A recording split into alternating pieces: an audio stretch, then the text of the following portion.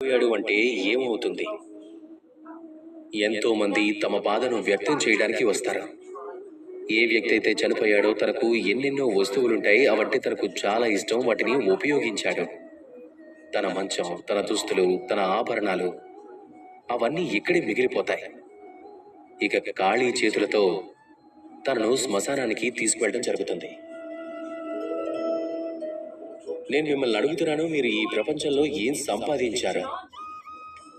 ధనం, సంపద, దుస్తులు, ఆభరణాలు. మీరు సంపాదించిన ఇవన్నీ మీరు వెళ్ళిన తర్వాత మీకు దూరమైపోతాయి. దానికి జవాబు ఒక్కటే, మీ పనులు. కేవలం అవే మీవి. ఇక అవే ఈ ప్రపంచంలోంచి వెళ్ళిన తర్వాత కూడా అవి మీ ప్రపంచంలో బతికే ఉంటాయి.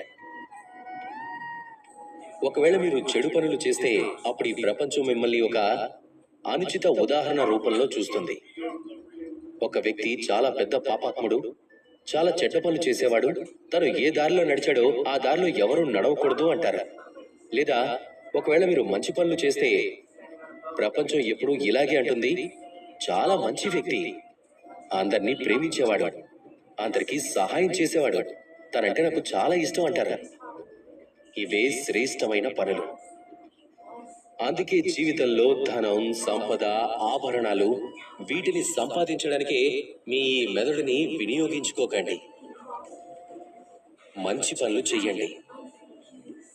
ఈ ప్రపంచం నుంచి వెళ్ళిన తర్వాత కూడా ఇవే పనులు ఈ ప్రపంచం మనసుల్లో మిమ్మల్ని ప్రాణాలతో ఉంచుతాయి.